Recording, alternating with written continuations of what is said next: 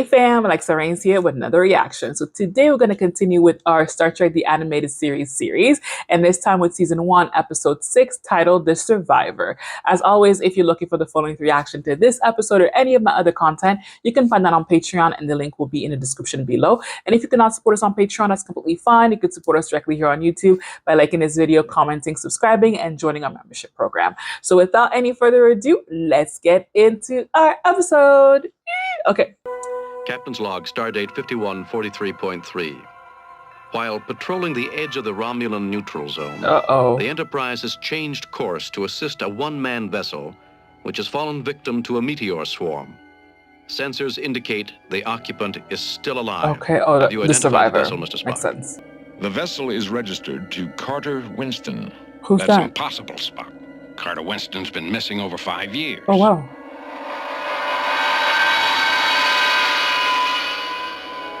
Ooh, mustache. It is him. Carter Winston. It seems you gentlemen know me.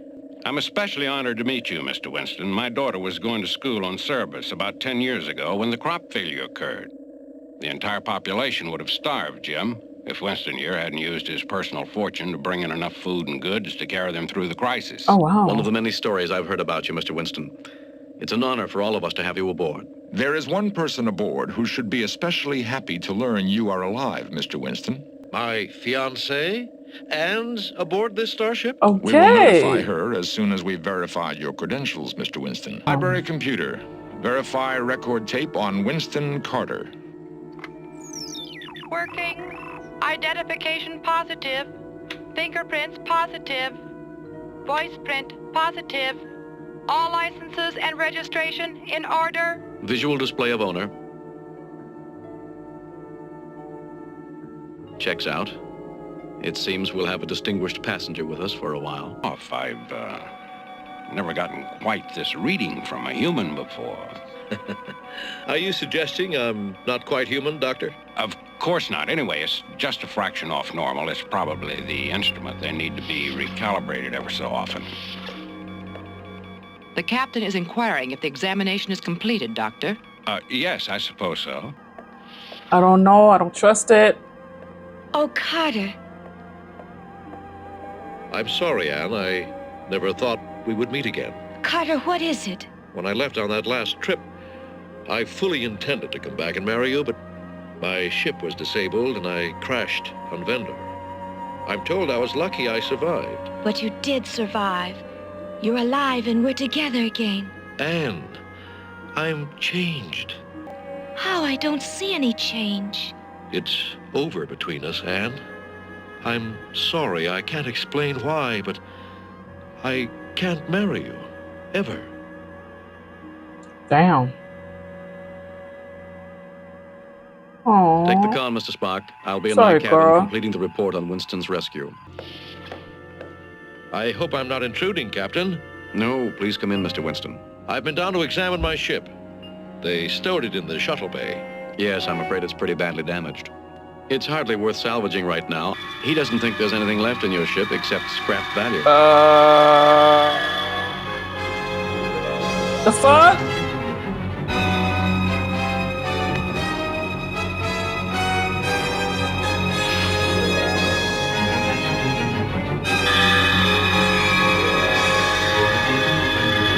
You're a shapeshifter? What about the rest of the tests on Winston? Well, some are off and some aren't. It has to be our era. Come on, we'll start from the beginning, and this time we're going to find the answer. Weren't you going to your cabin, sir? Mr. Sulu, lay in a direct course for Radar 3. Through the Romulan Neutral Zone, sir? That was the order, helmsman. But, sir, if we're caught there, the Romulans can confiscate the ship. The treaty... I know the terms of the treaty, Mr. Sulu, and I believe you heard my order. Aye, aye, sir. Captain, the extreme long-range sensors show something in the zone. At this distance, I cannot determine precisely what it is. Mr. Spock, I've spoken to Winston on this at some length. He's assured me it is absolutely vital to get to Radar 3 in the shortest possible time. The survival of the entire planetary population may depend on it. An admirable mission, Captain. But if we endanger our ship... I wouldn't have ordered it if I didn't feel it safe, Spock. I am satisfied he's telling the truth, and his word is considered good, isn't it? That has been his reputation. Course laid in, sir. Execute. Yo, poor Ship's Kirk. log. Keeps Stardate 5148.7. he's getting hoodwinked by people. First Officer Spock recording. And by people that he trusts. The captain's course change has taken us deep into the Romulan Neutral Zone. I'll take the con, Mr. Spock. I went down to my quarters to dictate the accident report, and I seem to have fallen asleep. I've never done that before. Perhaps you needed the rest. We are on course through the neutral zone, sir. The neutral zone? We have no authorization to enter it. Did you order a course change, Spock? No, sir. You did. Ridiculous. No captain of Starfleet would do that unless it was a matter of life and death. Weren't you going to your cabin, sir? Mr. Sulu lay in a direct course for Ratar 3. Through the Romulan Neutral Zone, sir? That was an order, helmsman. That's enough, Spock. Mr. Scott, take the con. Spock? Mr. Sulu, plot a course to take the Enterprise out of the neutral zone at warp 8. Lieutenant Mress, put the ship on yellow alert. Mr. Spock, I don't remember giving those orders. I left the bridge, went to my quarters, and fell asleep. That's all. Perhaps Dr. McCoy should examine you, Captain. Definitely. I've become subject to blackouts. I'm a possible danger to the safety of the ship. I can't allow that. Oh, Winston, I was just finishing the test I ran on you. I don't think... Oh, now let me guess. It's you and Carter Winston. He told me a little about it when I examined him. Doctor, what do I do? I still love him. Well, I'm sure he'd like to feel the same way about you, Anne. But that may be impossible. 5 years, that's a long time. People change. I haven't. What can I do? Well, if he asks you to forget him, I think you should try to do just that. What can I do for you, Captain? I want a complete medical examination, Bones. Something's just happened. I'm afraid I'll have to make it later today, Captain. I have too many tests to process right now. Carter Winston's? That one's done. Tested out normal. Are you sure there is no possibility you made an error? Well, there's always that possibility. Captain, did you notice Dr. McCoy's reaction when I asked him if there was any possibility he might have made an error? Yeah, he said there's always that possibility. And that's not like Bones at all. Come on. I must have taken a little nap. Doctor, you are a man of curious habits, but I have never known you to nap on the laboratory floor.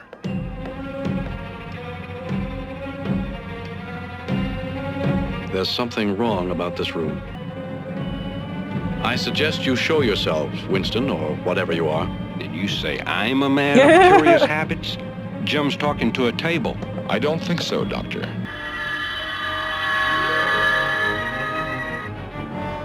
I saw that, but I don't believe it. A Vendorian, Doctor. Their planet is quarantined, and few people ever do see them. Their ability to rearrange their molecular structure into anything with the same general size and mass, and their practice of deceit as a way of life, puts them off limits. Mr. Spock, get a security team down here on the double. Spock to bridge. Put me on ship's audio. All security teams, intruder alert. Repeat, intruder alert. And it looks like all of y'all. Vendorian, capable of assuming any shape or identity. It isn't hard to guess who the intruder is. You're the only stranger aboard, Carter.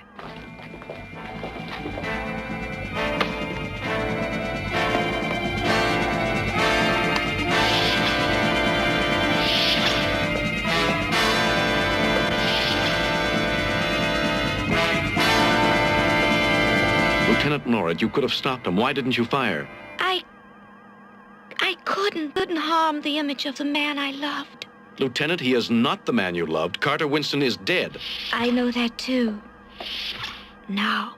Security teams report no sign of the alien on this deck, Captain. I was afraid of that. Once out of our sight, he can become anyone or anything aboard this ship. Due to interference by the alien Vendorian aboard, the Enterprise has been detected violating the Romulan Neutral Zone.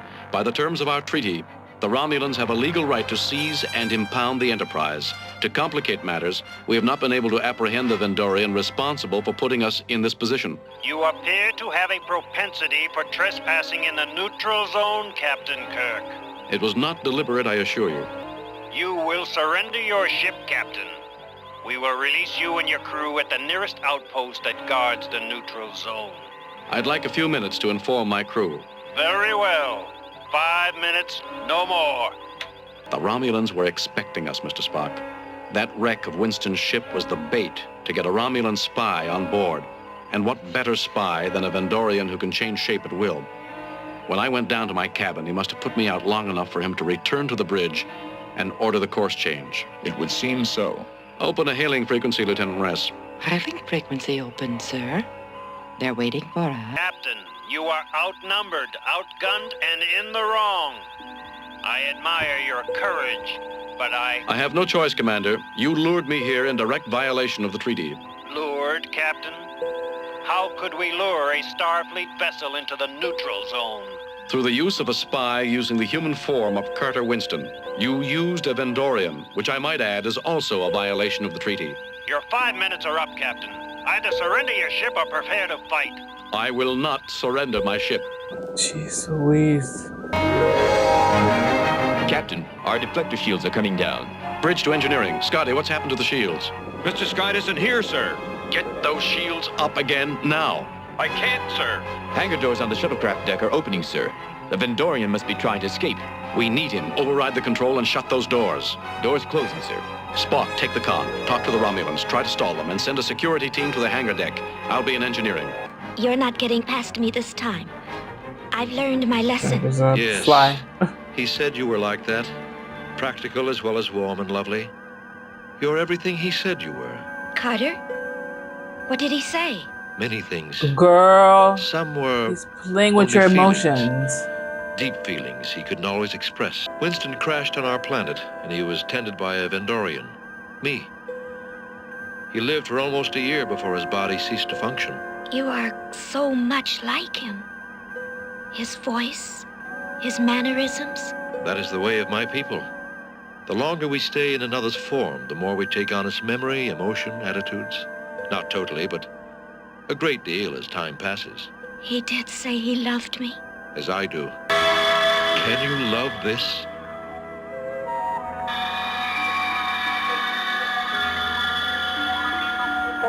You see why I told you it would be best to forget me? But unfortunately, I can't.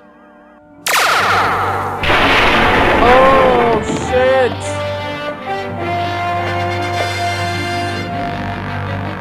Girl, you need to be fired. Captain Kirk, all our main batteries are trained on you. To resist would be useless and wasteful of lives. Do you surrender? Without deflectors, we're just a clay pigeon for them. Practicality does suggest capitulation, Captain. Captain, the deflector shields are coming up again. That's only one shield. Yes, sir. But it is between us and the Romulans. Mr. Sulu, aim for the propulsion units of the lead Romulan vessel. Prepare to fire phasers and photon torpedoes in combination. Second vessel firing now, Captain. Lock on second target. Ready, Captain. Fire.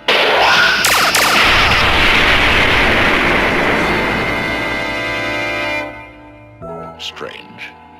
We did no damage, but the Romulan is retreating anyway. They may believe we do have their spy. That deflector shield went up just in time. But, sir, I haven't finished repairing the shield. I told you it'll take hours, and it will. Interesting. It's the guy, Winston. Winston? It is not outside the realm of probability. If he could rearrange his own atoms to become an examination table, that's one true. would have to assume he could become a deflector shield. What manner of beastie is that? Your deflector shield, Mr. Scott. I assume the danger to your ship is over.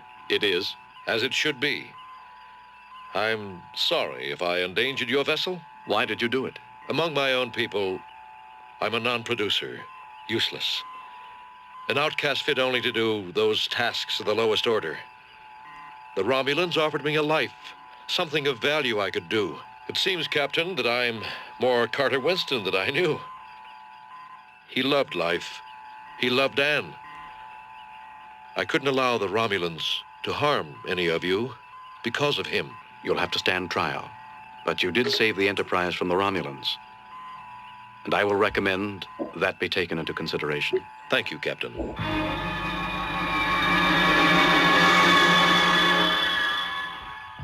In the meantime, I'm afraid I'll have to keep you under guard. I think we've had enough of that little trick. Captain, Could you assign me that duty as Carter Winston, or even just part of him? There's a better life for you than anything the Romulans might offer. Can we talk about that? I don't know. You have the guard detail, Lieutenant.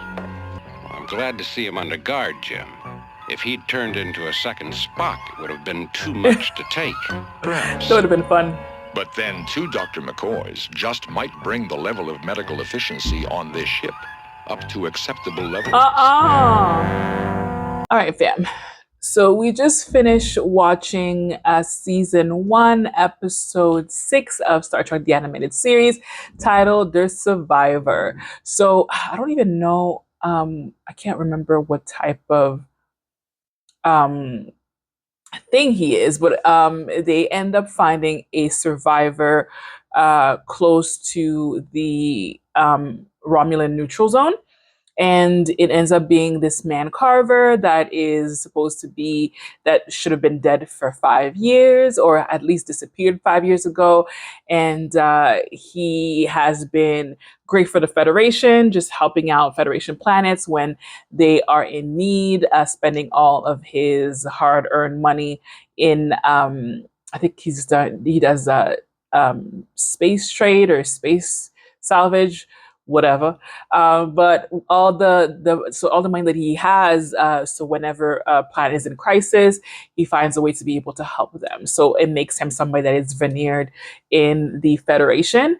And so by him having that form, he kind of puts everybody, except for Spock, but everybody kind of, sorry, I have no words. I'm on medications, so my brain is a little foggy. It puts everybody's guards down, so except for Spock. And even though Bones does his medical scan on him and find him to not be quite human, he can't see past the fact that it's Carver and past who he wants him to be, and lets him, have free range of the ship. And then we find out that he is a whole alien. And he assumes Kirk's appearance in order to bring the Enterprise through the neutral zone, which would basically break the treaty, which would allow the Romulans to be able to take ownership of the Enterprise. And when the team figures it out, the crew figures it out, they try to find him, and then they realize that he's a Romulan spy. That's a whole lot of stuff. But at the end, his kinship with the real Carver, and because he did take care of Carver when Carver's ship crashed into his planet, and now that he assumed his shape, he has his memories, his feelings, and he's been Carver for so long that he's started to feel the feelings that Carver had for his fiance. And because his fiance is on the Enterprise, he decided to protect the Enterprise in order to protect her. Which, thank God, because at least now our crew is safe, our beautiful Enterprise is safe. And so he's going to stand trial, but at least now he has a life outside of, being a Romulan spy. He now has a chance to be able to have a life with a partner who wants him regardless of what he looks like. So he gets his happy ending, Carver's fiance gets her happy ending, and the Enterprise gets to fly again. So I really enjoyed this episode. It was different because it's not things that we were used to.